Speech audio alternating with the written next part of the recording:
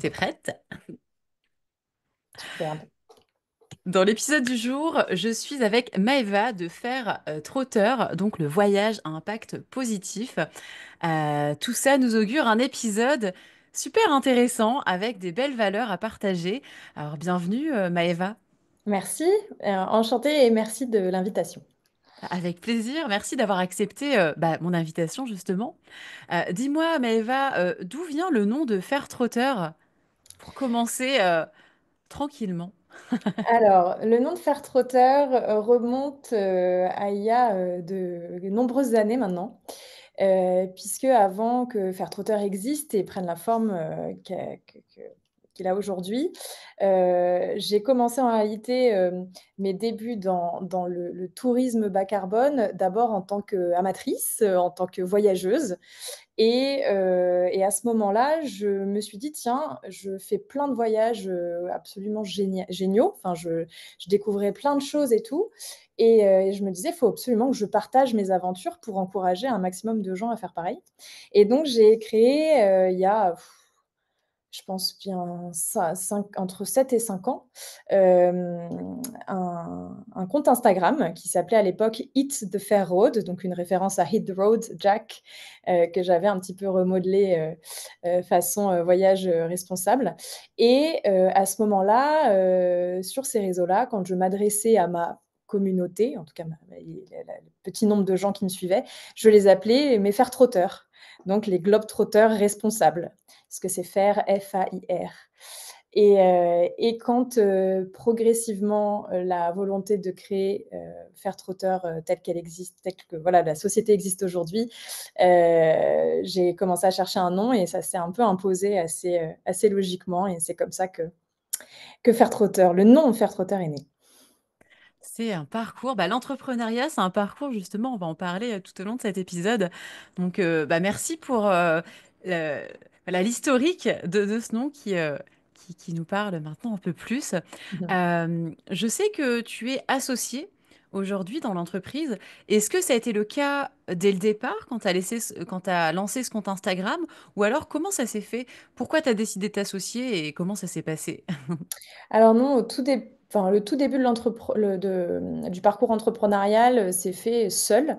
C'est un cheminement finalement qui a été assez long entre le début de ma prise de conscience écologique en voyage que j'ai eu en 2017 et ensuite le moment où j'ai décidé de quitter mon travail de l'époque qui était dans l'industrie musicale et de me lancer à plein temps dans l'entrepreneuriat. À ce moment-là, j'avais seulement la volonté d'avoir un impact, enfin je m'étais donné une mission en fait de rendre accessible et attractif le tourisme durable, mais je ne savais pas sous quelle forme encore. Et donc tout ce cheminement-là, entre avril 2022 où j'ai quitté mon travail et décembre 2022, s'est fait d'abord seul puisqu'il fallait voilà, que je me recentre un petit peu sur mes valeurs, sur enfin voilà, qu'est-ce que je voulais avoir comme impact et puis ensuite quelle forme ça allait prendre. Et pour ça, j'ai été accompagnée par Ticket for Change, qui est un programme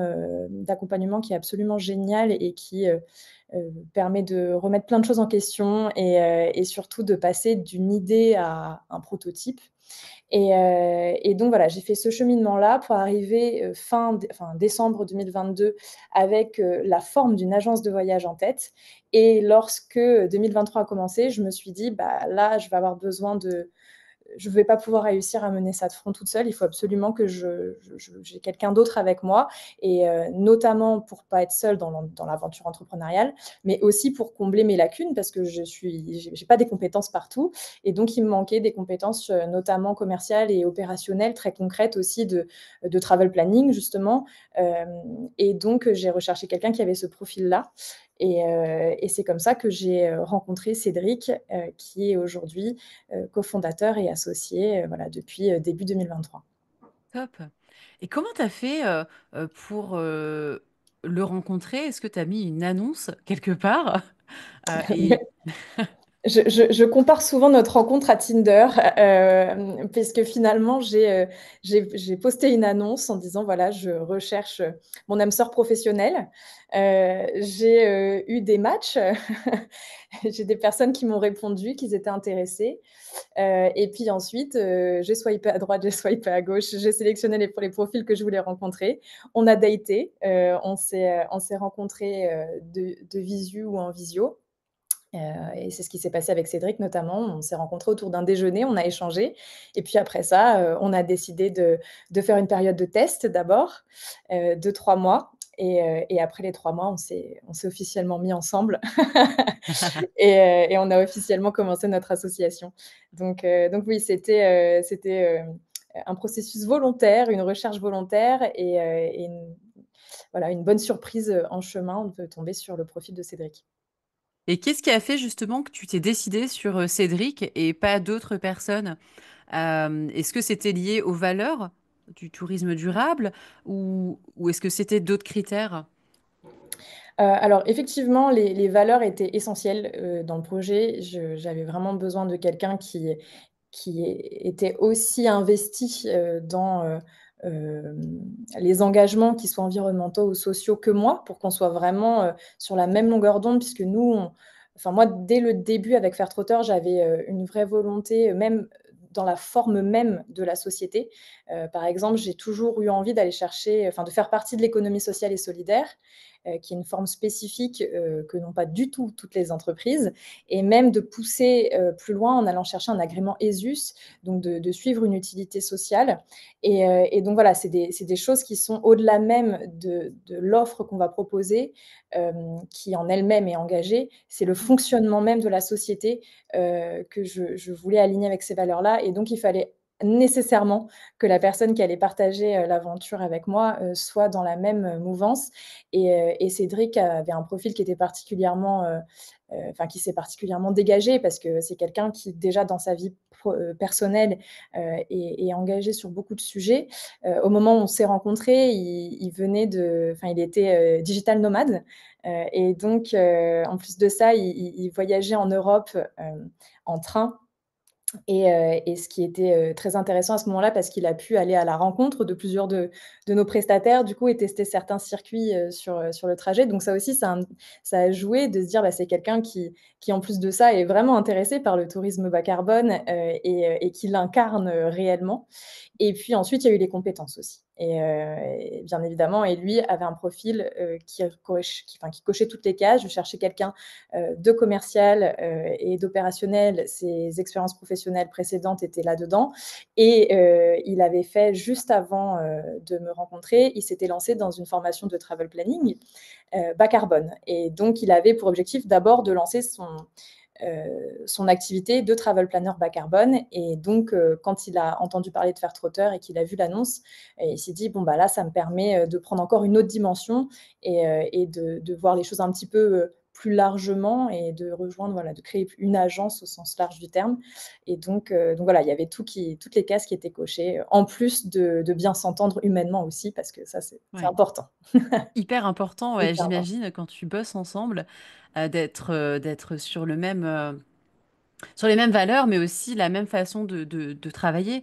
Justement, comment vous vous organisez au quotidien? Est-ce que vous travaillez ensemble dans les mêmes bureaux? Est-ce que vous habitez au même endroit? Comment ça se passe pour vous, la collaboration?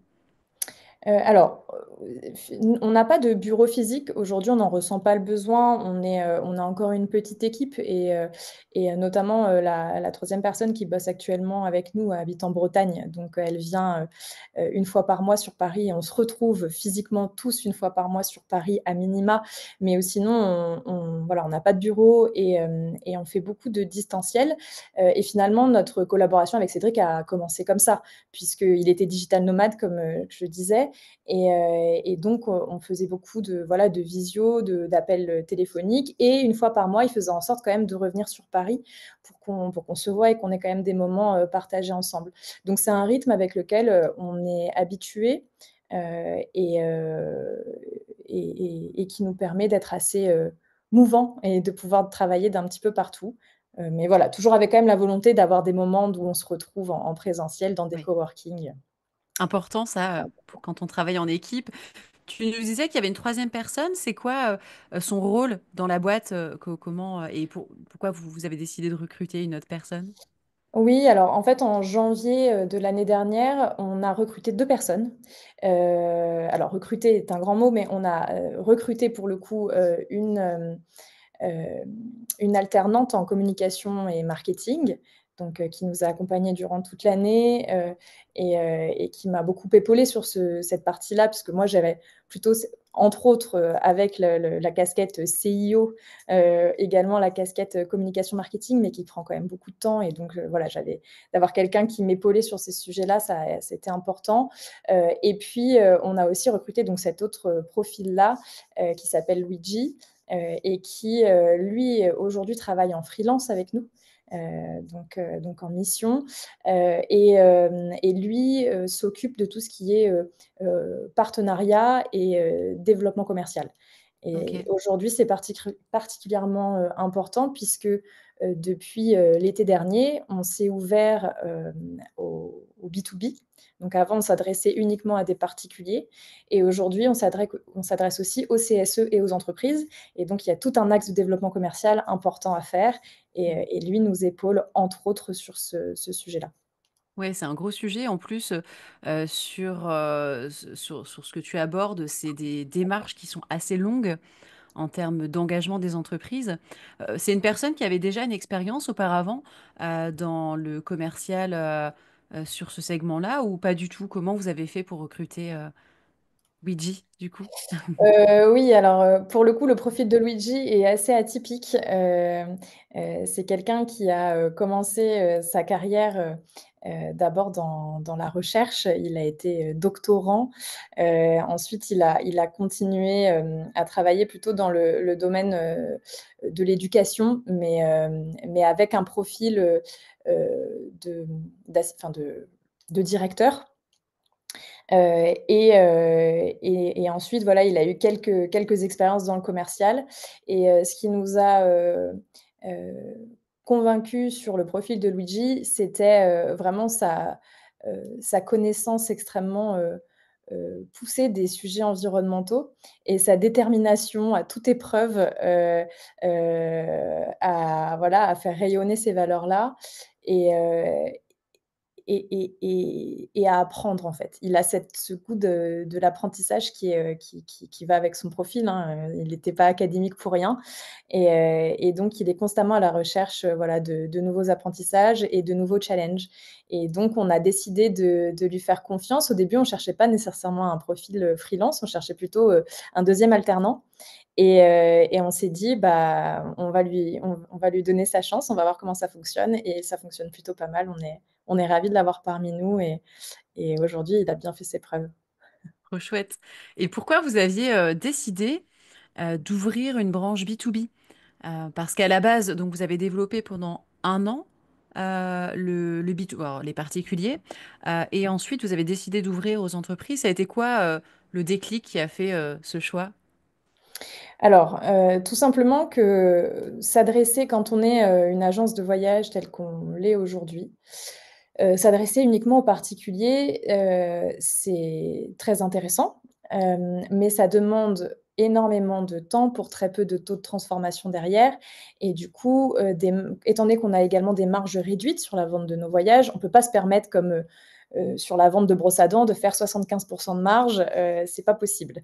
Mm. Nous, forcément, le panier moyen est déjà très élevé, donc nos frais d'organisation qu'on va facturer sont assez réduits et donc pour pouvoir s'en sortir et faire un chiffre d'affaires, qui nous permet de dégager, voilà une marge, pour pouvoir fonctionner, il faut faire un certain volume et pour Mm. faire ce volume-là, si on s'adresse uniquement aux particuliers, ça nous demande beaucoup, beaucoup de temps, hem, Et d'investissement, et d'investissement, ce qui run absolument. sur la marge, C'est c'est le exactement chat qui ça. se mord la queue. Et on s'est aussi rendu compte que, voilà, parce qu'on va envoyer 2 personnes d'un coup, peut-être 3, allez 4 si c'est une famille, mais c'est un peu le grand maximum. Et on s'est rendu compte aussi que du côté du particulier et c'est super intéressant, il y a beaucoup de demandes de devis, les gens sont curieux, mais de là à les valider, finalement le taux de transformation est quand même assez faible, parce que c'est facile de demander un devis pour peut-être, peut-être l'année prochaine ou celle d'après ou juste par Mmh. curiosité parce qu'on n'a jamais vu ce type, d'offre-là et donc voilà, on avait nous, on passait énormément de temps à la production, pour, finalement, voilà, à la fin une transformation assez faible et donc on se rendait bien compte que ce modèle-là, il était assez limité, et en fait, on a participé à c'était en avril dernier, on a participé à un salon, durable qui s'appelle Change Now, et à ce moment-là, on a plein de profils d'entreprises, en tout cas des employés, qui sont venus nous voir et qui nous ont dit: «Mais est-ce que vous faites ça, pour les entreprises? Est-ce que vous faites ça pour les séminaires? Est-ce que vous faites ça pour le voyage d'affaires? Est-ce que vous faites ça pour les CSE?»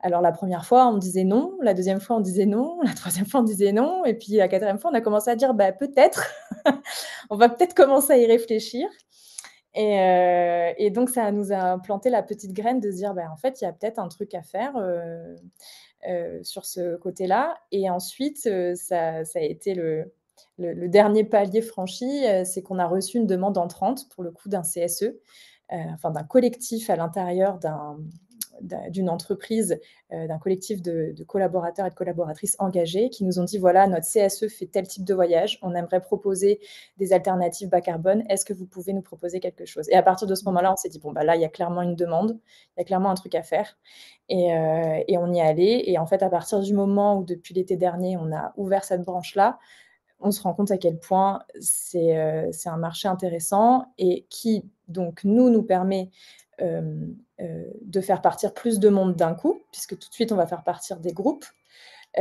Mais aussi, et c'est surtout ça qui nous intéresse quand même, avoir plus d'impact. Parce que ce sont des voyages qu'ils auraient de toute façon faits et nous, on va décarboner, ça va être en moyenne des voyages qui vont être 8 à 9 fois moins polluants que ce qu'ils auraient fait traditionnellement et donc ça nous permet d'avoir vraiment un impact encore plus fort, quoi et donc c'est particulièrement, voilà, intéressant et gratifiant, pour nous donc c'est pour cette raison-là qu'aujourd'hui, on n'a pas laissé tomber les particuliers, mais on s'est aussi ouvert Mmh. sur les professionnels. Complètement. C'est bien de rapprocher, l'intérêt économique de l'entreprise. Forcément, une entreprise doit avoir un intérêt économique. S'il y a pas de rentabilité, pas de marge, ben, au bout d'un moment, il y a la faillite. Mmh, Donc c'est important de le rapprocher quand même, de tes valeurs, de vos valeurs, chez Fairtrotter. Hem, Ça, c'est vrai que c'est un sujet dans le secteur du tourisme. Alors, il y a le sujet de la marge, parce qu'on ne se rend pas forcément compte quand on ne travaille pas dans le secteur du tourisme et les marges sont quand même très réduites. mmh, Alors, un peu moins quand on produit soi-même des voyages versus des agences qui revendent des séjours conçus par des TO, des tours opérateurs ou des voyagistes. Mais c'est vrai mmh. que c'est des marges qui sont quand même relativement faibles par rapport à d'autres secteurs d'activité où on a plutôt des taux de marge de 40, 50, 60%. En agence, on est très loin d'être sur ça. Mmh. Tu peux nous donner une fourchette à peu près? Alors, l'idée, hein, c'est pas d'aborder une donnée confidentielle, mais c'est pour que les auditeurs, auditrices puissent projeter une donnée à peu près de marge sur le particulier. Alors sur le particulier, on va plutôt, être autour de 10 entre 15 et 25 très grand maximum, mais généralement on est plutôt entre 15 et 20. Mm. Et puis après, pour les entreprises, en revanche, on va plutôt être sur entre du 20 et du 30. Hem et ça va dépendre après du temps qu'on va mettre, sur, la création du séjour, du budget aussi, disponible, de nos clients en face. Nous, notre objectif, c'est vraiment de faire partir du monde et donc pour le coup, on s'adapte aussi. On essaie de s'adapter au mieux tout en gardant quelque chose de rentable pour nous, pour pouvoir effectivement, garder la société ouverte et pas fermée Oui, puis avoir de l'impact et aussi, parce avoir que de tu l'as l'impact à la fin, bien bien sûr. souligné. Mmh mh. C'est important de pouvoir aussi développer des projets comme le vôtre pour générer de l'impact. Je trouve que ça fait sens. Et, euh, et justement, d'où ça vient ton envie d'avoir un impact sur le tourisme durable en particulier? Alors ça vient, je parlais, tout à l'heure d'un voyage qui a été un peu révélateur pour moi en 2017. Ça prend vraiment forme à ce moment-là. Je je suis quelqu'un qui a d'abord commencé, son cheminement, on va dire engagé, d'abord plutôt autour des causes sociales. Donc, lors de mon parcours, hem universitaire, j'ai été beaucoup sensibilisée d'abord aux causes, féministes, antiracistes et cetera. C'était plutôt, voilà, ça a été mon point, central. L'environnement était un petit peu moins concret pour moi. Voilà, ça à cette époque-là, c'était un petit peu moins, des sujets d'actualité. Et puis en 2017, quand je suis partie en voyage, en Asie du Sud-Est, là, j'ai en fait littéralement vu pour la première fois la pollution. Parce qu'en Mmh. fait, la pollution, on en parle, mais on la voit quand même rarement ici. Il y a quand même du tri, Surtout en France, on surtout a de en la France, chance. voilà, on a de la chance. Et là, en Asie du Sud-Est, je veux dire, c'est l'une des premières choses qui m'a frappée, c'est, les montagnes de déchets qui jonchaient, le bord des routes, qui étaient Mmh. dans l'eau aussi. Et puis, au-delà de ça, l'impact du tourisme de masse sur place. Ça c'est la destruction, du patrimoine historique, et naturel. Ça va être, aussi l'exploitation humaine, l'exploitation animale. Et ça, je m'en suis rendu compte, là-bas, et ça a vraiment fait écho pour le coup, aussi, bah, avec toutes les prises de conscience sociales que j'avais eues avant. Finalement, c'est un peu la même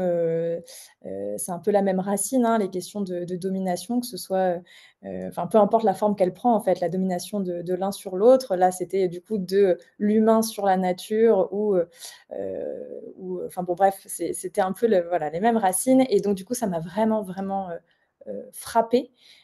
Et en revenant de ce voyage-là, j'ai changé ma manière de vivre dans son ensemble. Je suis devenue beaucoup plus écologique, j'ai vraiment eu un tournant à 180. Et puis, j'ai commencé à explorer, le tourisme durable, et à arrêter l'avion. Et donc c'est à partir de ce moment-là où voilà, ça a fait naître en moi, cette mission de rendre accessible et attractif, le tourisme durable au plus grand nombre, parce que je me suis rendu compte, après dans mes recherches aussi, de l'impact environnemental, que pouvait avoir le tourisme. Pour donner un chiffre, en France, c'est 11 des émissions de gaz à effet de serre, et dans le monde, c'est 8. Donc ça donne un peu quand même, un ordre de grandeur qui est intéressant. Ouais, ça donne une certaine perspective. C'est vrai qu'on a tendance à l'oublier avec cette facilité qu'on a à prendre l'avion, Mmh. pour des petits week-ends par-ci par-là, pour des 4 jours de séminaires. Parfois, on voit certaines entreprises, hein, qui partent encore 4 jours à Maurice, 3 jours en République dominicaine. Je trouve ça quand même assez problématique, surtout vu le contexte actuel et d'autant plus depuis le Covid. Malheureusement, ça se voit aussi dans le secteur du tourisme. Mmh. Donc, en tout cas, bah, merci de le rappeler aux auditeurs, aux auditrices. On en a conscience, hein. Je pense que aujourd'hui, en France, personne ne peut faire l'impasse sur bah, l'impact du tourisme en termes d'empreinte carbone. Après, il y a un autre impact euh, dont tu as parlé, c'est que finalement, toi, en étant allé en Asie du Sud-Est, tu t'es rendu compte des problématiques liées à l'environnement et surtout aux déchets, à la gestion des déchets, j'imagine. Bon, même si en Mmh. Asie, il y a aussi d'autres problématiques. Tu parlais tout à l'heure des femmes, des problématiques sociales, le fait de faire travailler les enfants, etc. Bon, il y a ça aussi qu'on ne voit pas, même quand on va en voyage là-bas. Donc, le Mmh. voyage permet quand même certaines prises de conscience. Euh, et du coup, alors, petite question un peu imprévue, hein, comme toutes ces questions là que je te est-ce que pour toi, il y a quand même un intérêt à voyager donc en prenant l'avion, parce que bon, c'est clair qu'aller en vélo en Asie, c'est possible, mais ça prend plus de temps. Est-ce que tu t'encouragerais quand même d'une certaine façon les personnes à voyager pour voir par elles-mêmes aussi l'impact du tourisme ailleurs? Et si oui ou sinon, est-ce que tu peux nous expliquer un peu pourquoi? Alors, en fait, c'est super intéressant, comme question, parce que quand, j'explique aux gens que j'ai arrêté de prendre l'avion et que j'ai créé une entreprise dans laquelle, on encourage les gens à ne pas prendre l'avion, et cetera. La première chose que les gens se disent, c'est, «Ouais, bah, du coup, on peut plus voyager, quoi». C'est donc en fait, et puis il y a certaines personnes qui, au moment donné où ils font leur transition, ils se disent: «Punaise, je veux plus prendre l'avion, mais du coup, bah, je vais juste arrêter de voyager». En fait, on a Mm. l'impression que si on prend plus l'avion, on peut plus, voyager. Or, je pense qu'effectivement, voyager est essentiel pour s'ouvrir sur le monde, sur les autres, prendre conscience, enfin voilà, découvrir des paysages qui vont tellement nous prendre à cœur qu'on va se dire: «Mais je veux pas que ce paysage-là disparaisse», donc voilà, effectivement, je pense que voyager, fait vraiment, partie d'un cheminement de vie et de prise de conscience qui est très important. Maintenant, est-ce qu'on a besoin d'aller à l'autre bout du monde pour en avoir conscience? Je sais pas, je fais partie des privilégiés qui ont pu se le permettre. Hem, le discours que je tiens généralement, c'est de dire, je dis pas qu'il faut arrêter, de prendre l'avion durant toute sa vie. Et je comprends qu'il y ait certaines personnes qui n'aient pas le temps, pas les moyens de pouvoir se permettre de faire 1 an, sabbatique pour pouvoir faire, un voyage en train jusqu'au Japon en passant, par plein de pays au milieu, je le comprends. Donc oui, je pense qu'on peut continuer à prendre l'avion, mais qu'en revanche, l'avion doit être, un acte réfléchi, que ce soit l'exception et non plus la règle. Si on prend l'avion dans sa vie peut-être une fois, allez, soyons optimistes, une fois tous les 5 ans déjà, c'est génial, et avant ça, on a pendant les 5 années avant, on a pu faire, plein de super voyages, proches, en France et en Europe. Il y a déjà tellement de choses à voir et puis allez, une fois tous les 5 ans, on va se permettre d'aller un petit peu plus loin, d'y rester un petit peu plus longtemps, de pouvoir effectivement se prendre une claque dans une culture qui est véritablement différente de la nôtre. Donc oui, ça peut continuer à être important.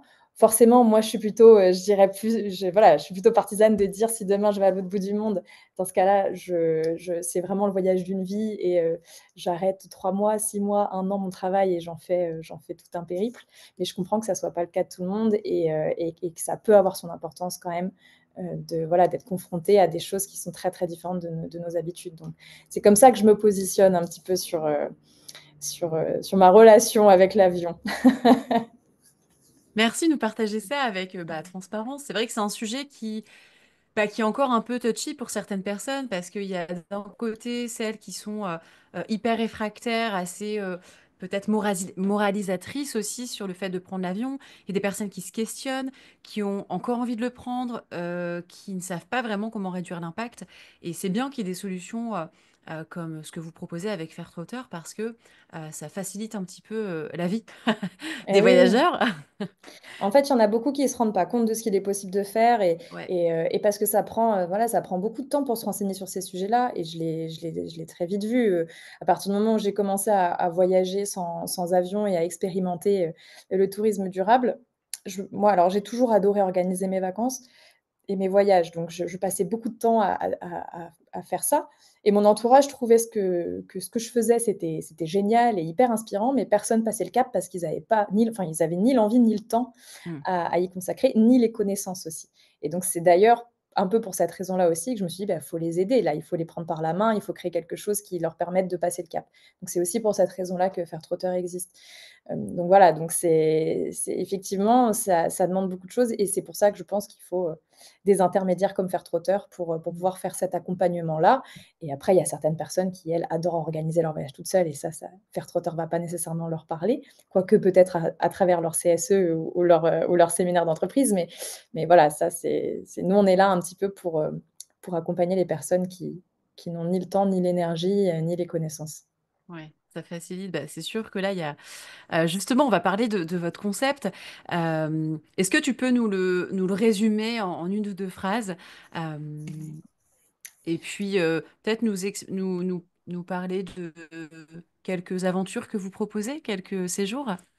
Je peux. Alors Fairtrotter, c'est une agence, de voyage bas carbone et inclusive, qui s'adresse aux particuliers, aux CSE et aux entreprises. Donc nous, on va, concevoir des séjours en France et en Europe qui sont articulés exclusivement autour de mobilité douce. Donc vous l'aurez compris, il n'y a pas d'avion chez nous, ni de voiture thermique en l'occurrence. Par contre, on va s'amuser avec toutes les autres choses qu'on peut trouver, que ce soit du train de nuit, du train, du voilier, du van électrique, du vélo. Voilà, on fait un petit peu, avec tout ce qu'on peut trouver et surtout avec tous les types de confort. On peut aussi bien proposer, une chambre ultra confortable dans un train de nuit, une chambre double privée avec salle de bain, privée et cetera, que du voyage à vélo, un petit peu moins confort. Donc on s'adapte, aux différentes, envies et besoins. On va aussi, inclure des hébergements qui vont être, soit labellisés, par des organismes reconnus, soit qui vont correspondre à une charte qu'on a développée en interne, durable bien sûr. On propose aussi des activités, engagées, respectueuses de l'environnement, du patrimoine local, de la culture locale et cetera. Et puis de la restauration, locale, bio à minima et puis, si on peut, végétale. Et donc c'est tout ce beau petit monde qu'on met en package et qu'on rend disponible. Et pour la dimension inclusive, en fait, on a la volonté que le voyage bas carbone soit accessible au plus grand nombre, peu importe, Ouais. son genre, son âge, ses origines, son handicap et cetera. Et donc, on s'est vraiment posé et on a réfléchi à comment faire en sorte que nos voyages soient accessibles, à tout le monde ou en tout cas à un maximum de personnes. Et donc, on a travaillé, que ce soit sur la partie, sensibilisation, donc, on a toutes, plein de posts Instagram, d'articles de blogs sur nos réseaux sociaux qui parlent de l'inclusion dans le voyage. On a aussi une documentation qu'on rend disponible à nos voyageurs et nos voyageuses avec, des numéros d'urgence, des informations spécifiques à leurs besoins. Et puis ensuite, on a aussi, développé notre interface digitale avec des spécialistes de l'inclusion. Alors c'est la V1, on va faire encore mieux, avec le temps dans les prochaines versions. Donc, pareil pour que n'importe quel public puisse prendre un voyage faire-trotteur. Mmh. Et ça va aussi dans la conception même des séjours où là, on va réfléchir pour concevoir des séjours spécifiques, notamment nos 2 premiers séjours, heu, inclusifs. Ce sont 2 séjours, accessibles aux personnes en situation de handicap moteur, en vélo adapté dans l'Oise et le Val d'Oise qu'on a déjà fait tester, par des testeurs en fauteuil et qui ont, voilà, ça s'est bien passé. Donc c'est nos 2 premiers séjours et notre objectif, c'est d'avoir 10 de nos séjours qui soient inclusifs et accessibles, en tout cas, aux personnes en situation de handicap. Donc c'est tout ça qu'on fait à travers Faire-Trotteur, qui nous demande, beaucoup d'investissement, mais qui nous rend, le plus heureux du monde. Ouais, j'imagine que c'est quand même une grosse partie de recherche de partenaires sur l'accessibilité, sur que tu nous parlais là c'est des vélos quand même spécifiques. Peut-être qu'il y a Mmh aussi mh. besoin d'accompagnateurs pour certains Absolument. séjours. Absolument. Oui, oui, bah, c'est des choses qu'on va faire alors sur la partie, inclusion et handicap et accessibilité, on s'entoure systématiquement de professionnels, et de spécialistes du domaine, parce que, bah, en fait, il y a autant de profils différents, que de handicap, par exemple. Enfin, c'est vraiment un sujet qui est extrêmement vaste et qui est très difficile à appréhender lorsqu'on n'est pas concerné par le sujet. Donc du coup, oui, on s'entoure, par exemple, de professionnels comme, Tourisme Handicap, hem ou alors, bah, sur le voyage à vélo adapté, on a trouvé, justement, un prestataire, spécialisé dans les vélos adaptés handicap et qui est également accompagnateur sur nos Ok. séjours et qui est là pour les personnes. Donc oui, oui, ça demande, du temps, mais on s'entoure, sur ces sujets spécifiques-là. Et c'est toi la seule personne qui fait la production des séjours dans l'entreprise? Non, ça va être, alors aujourd'hui, la personne qui a la principale casquette de production, ça va être Cédric, donc mon associé. D'accord. La réalité étant qu'aujourd'hui, on n'est que, 3-4, si on compte l'alternante qui est partie, depuis la fin d'année dernière, mais on va dire on est 3 dans l'entreprise aujourd'hui, donc en réalité, on met un petit peu tous la main à la pâte quand même. Ouais. Mais c'est principalement Cédric qui est en charge, de la création des circuits et après, au fur et à mesure, on s'entoure aussi, de spécialistes locaux et d'agents locaux, qui vont, nous permettre, de proposer des voyages encore plus hors des sentiers battus et encore plus avec une dimension locale encore plus forte. Donc ça vient, progressivement, puisque encore une fois, nous, on cherche, des partenaires qui vont être aussi engagés que nous et c'est pas forcément simple à trouver. Ouais. Donc ça prend du temps et ça vient progressivement, mais ça vient. Quand tu parles de spécialistes, d'agents locaux, est-ce que tu peux préciser un petit peu c'est quoi des agences de voyage ou pas du tout? Ça peut être des agences réceptives, généralement pour le moment, c'est beaucoup des profils, indépendants aussi, spécialistes de leur destination, mais oui, oui, voilà, pour le moment, c'est les 2 profils qu'on a. Ok. Est-ce que tu peux nous... Alors, tu nous as parlé de deux séjours qui étaient plutôt Val d'Oise sur le profil dont tu nous parlais. Est-ce qu'il y a des... c'est quoi, toi, tes deux alors, soit les best-sellers ou tes coups de cœur en termes Ah oui, de c'est vrai que séjours? j'ai oublié cette partie-là dans mon pitch. Alors les 2 dont j'aime bien parler, c'est, parce que ça mélange, des manières de voyager qui sont différentes, qui sortent des sentiers battus et ça mélange la France et l'Europe, donc je vais les garder. Le premier, c'est un séjour en Corse. Donc, où on emmène nos voyageurs et nos voyageuses au départ de Saint-Raphaël, donc on y va en train. Et puis de Saint-Raphaël, on embarque sur un voilier avec un skipper professionnel qui nous fait faire la traversée Ok. en voilier avec, voilà, il faut imaginer, hein, seul au milieu de la mer, il y a une vingtaine d'heures de traversée, donc c'est quasiment une journée complète, où, là, on va être, voilà, seul au milieu de nulle part avec un coucher de soleil, qui descend, les dauphins autour de soi, 80 de chances de voir des dauphins lors de cette traversée-là. Donc, c'est vraiment un moment qui est hors du temps et que nos clients et nos clientes adorent vraiment. Et puis ensuite, on arrive à Calvi et là, de Calvi, soit on rayonne depuis Calvi, donc ça va dépendre du public à qui on s'adresse avec, ce séjour-là, mais il y a 2 options. Soit on va rayonner depuis Calvi en faisant des activités ou des excursions autour, soit on va faire un circuit, et là, ça va être un circuit en train puisque oui, il y a, des chemins de fer, en Corse. On a personne n'est au courant, mais ça Ouais, c'est existe. vrai que on apprend quelque chose. Voilà et il y a notamment un petit train régional qui est superbe à prendre, qui longe toute la côte, en fait. Donc on a vraiment dans le train vue sur la mer durant tout le trajet. Donc on prévoit des stops, jusqu'à l'île Rousse et puis ensuite, il y a une autre ligne de train qui va plus dans les terres jusqu'à l'ouest, jusqu'à Ajaccio. Donc voilà, donc on va faire un circuit comme ça avec, plein d'activités, qui mélangent, nature, visite guidée, voilà des activités assez originales et uniques. Donc ça, c'est pour, la Corse En et plus, je suis sur, alors, je suis sur la page, là, je suis en train de regarder, je suis en train un peu de baver devant les photos, elles sont vraiment canon. Trop beau la Corse. Non, ah ouais, franchement, ouais, c'est c'est magnifique. hyper chouette. Et du coup, quand tu parles d'activité, il y a quoi, par exemple, comme activité qu'on peut faire, à part faire le GR20? Il y en a plein pour le coup, mais on a par exemple, une sortie en catamaran, hybride. Donc lorsqu'il faut utiliser le moteur, ce qui peut arriver lorsqu'il y a pas de vent, bon, bah, il est hybride, donc ça nous permet d'avoir, encore plus de certitude sur leurs engagements. Et en tout cas sur ce catamaran-là, il faut imaginer pareil, au coucher de soleil avec un repas gastronomique, à bord. Jusqu'à ce que le soleil se couche et puis ensuite on rentre pour profiter, de Calvi. Donc il y a ça et il peut y avoir aussi, une dégustation, des vins corses qui valent le détour avec aussi, des produits locaux. Parce que c'est pareil, il y a plein, plein de choses à déguster en Corse.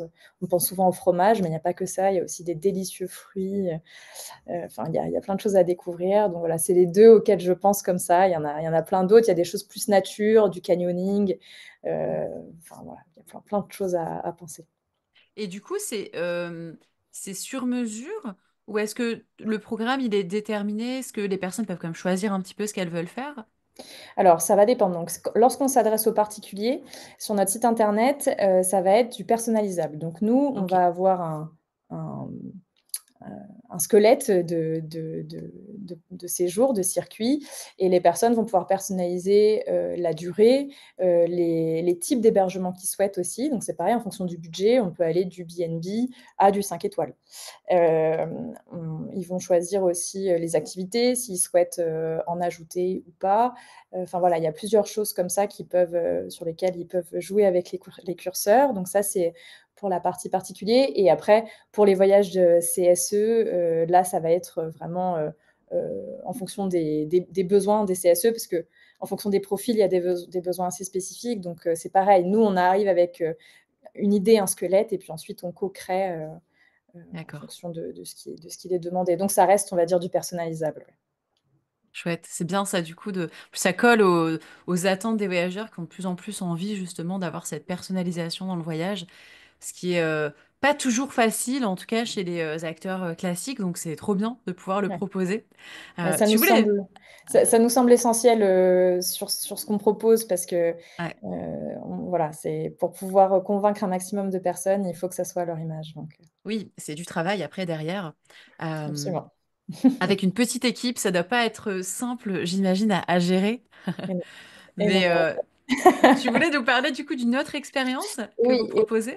le 2e voyage, du coup, c'est un voyage, en Slovénie, celui-ci. Hmm, Donc avec un départ, pareil, donc si on part de Paris, on fait d'abord un train de jour jusqu'à Munich ou Zurich, mais nous, généralement, on choisit plutôt Munich et puis ensuite à Munich, on enchaîne directement dans un train de nuit, direction ok. Ljubljana. Donc train de nuit, hyper confortable généralement. Alors c'est pareil, on va s'adapter, au, au budget des personnes avec qui on va travailler, mais généralement on propose, des couchettes, voilà, privées, avec une douche, pour que ce soit ou un lavabo à minima pour que ce soit confortable. Une arrivée le lendemain matin, à Ljubljana, donc une ville qui est, au demeurant, sublime. Moi, je m'attendais, quand j'y suis allée pour la première fois, à ce que ce soit une ville, très industrielle, alors que pas du tout. C'est bucolique, c'est vert, c'est traversé par une jolie rivière, enfin c'est sublime. Et puis après de là, on part pour un circuit. Alors bon, c'est pareil, ça dépend de si on s'adresse à des particuliers ou à des entreprises ou des CSE. Mais voilà, à partir de là, on va pouvoir partir dans un circuit et visiter, faire des visites guidées déjà de Ljubljana. Ensuite, on va partir, découvrir le lac de Bled, qui est Connu. voilà, une Magnifique. pépite incroyable. Ça, pour le coup, c'est connu, mais on ne peut pas passer, en dehors Mm. tellement c'est beau. Heu, Et petite parenthèse, excuse-moi, je te coupe, ça se fait pas. Mais justement, moi je suis très sensible au surtourisme.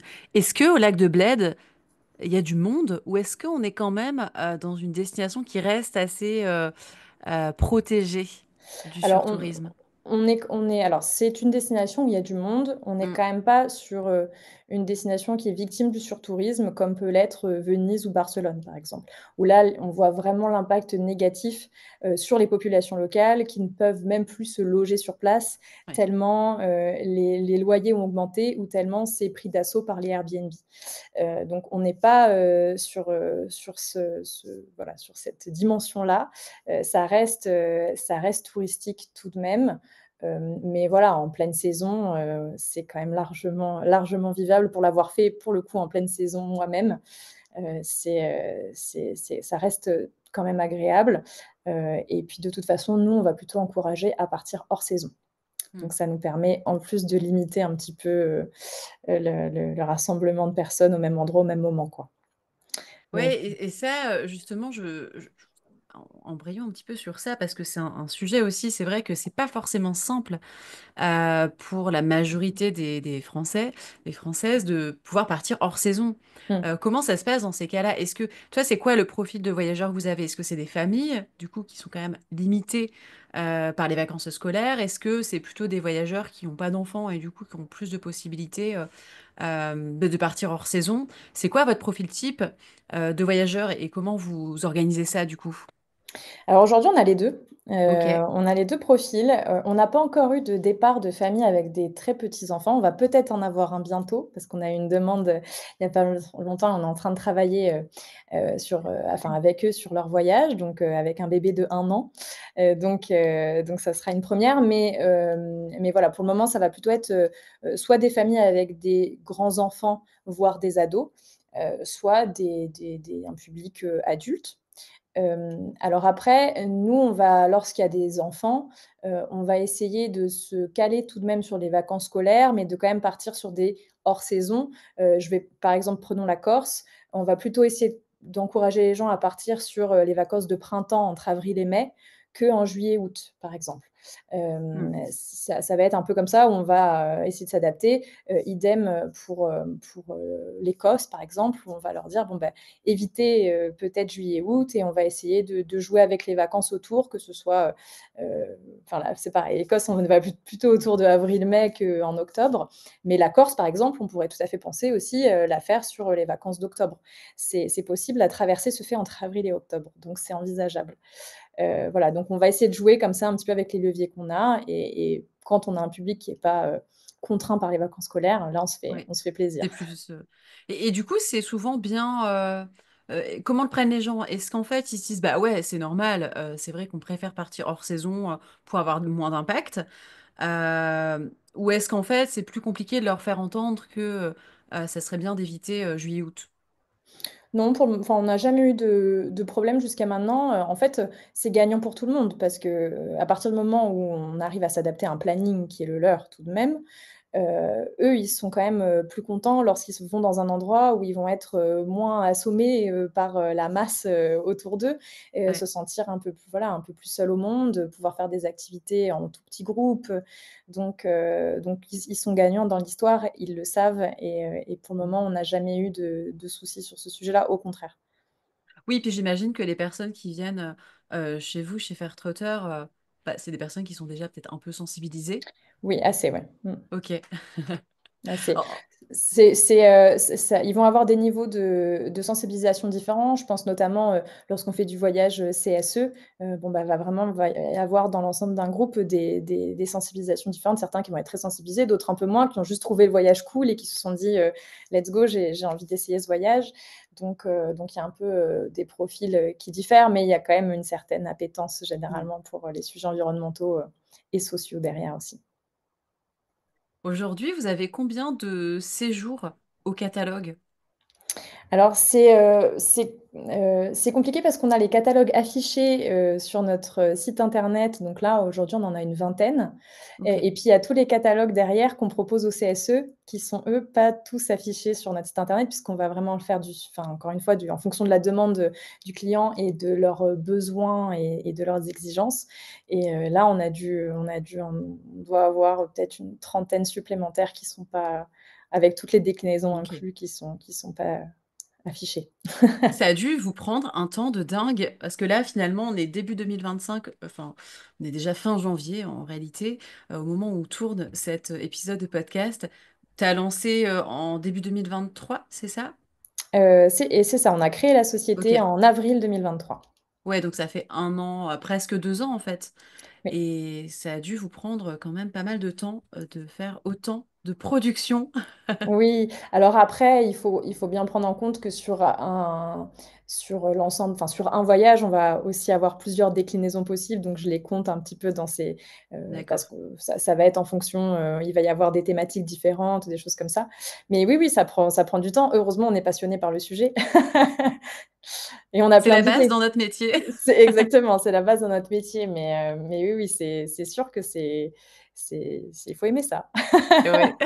Métier de passionné. Exactement. Bon, bah, en tout cas, merci beaucoup Maëva, de nous avoir parlé de ton parcours, de nous avoir parlé de Fairtrotter aussi, à travers, toutes ces valeurs et puis ces destinations qui donnent envie, d'aller déjà visiter, ton site. Si, une personne veut prendre contact avec toi, ou avec, Fairtrotter, c'est quoi la meilleure façon de le faire? Alors si c'est, un particulier qui a envie de faire, l'un de nos voyages ou en tout cas qu'on échange autour d'un voyage, il peut aller directement sur le site internet et il y a tout un parcours de réservation et ensuite, de création d'espace client et tout ça pour qu'on garde contact et qu'on puisse avancer ensemble. Et puis si c'est une société, un CSE ou, une personne, un collaborateur, une collaboratrice qui a envie que les choses changent en interne, il ne faut pas sous-estimer l'impact qu'on peut avoir dans son entreprise. Mmh. On en a eu plusieurs exemples, nous, où voilà, c'est venu de personnes internes à l'entreprise qui a dit: «Mais moi, j'aimerais bien qu'il y ait des voyages, sans avion, à notre CSE», et qui a permis ensuite de changer un peu les règles du jeu en interne, donc il ne faut pas sous-estimer.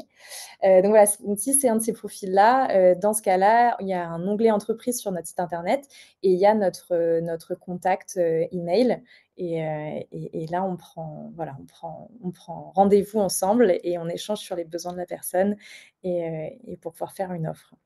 Super. Jusqu'à présent, vous avez pu accompagner combien d'entreprises et combien de collaborateurs au total? C'était un peu une idée de tout ça.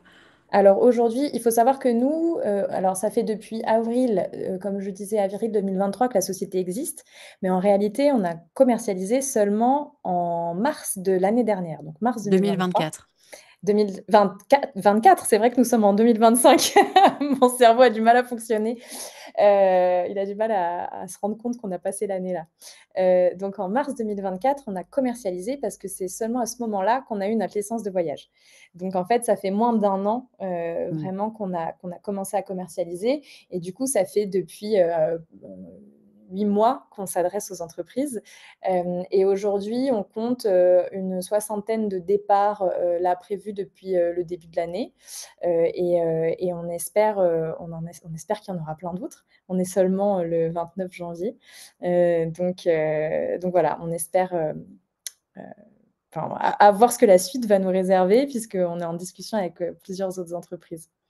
Trop chouette. Et ben, en tout cas, bravo pour, pour ce beau lancement qui permet de changer, changer la façon de voyager des Français, peut-être même aussi d'autres, euh, des Européens, pourquoi pas, qui Ah pourraient bah, avoir envie ça de venir ça chez nous. on va avoir le temps de voir Step by venir, step. mais le jour où ça sera un sujet, là, on aura tout gagné, Ouais. parce que ça veut dire que les choses auront vraiment évolué. Donc Mm. on va déjà essayer de convaincre le public français avant de s'intéresser à la suite. Merci Maëva et Mais merci à toi, Ludivine, et merci pour cet échange. à très vite. À très vite. Alors, hop, je stoppe.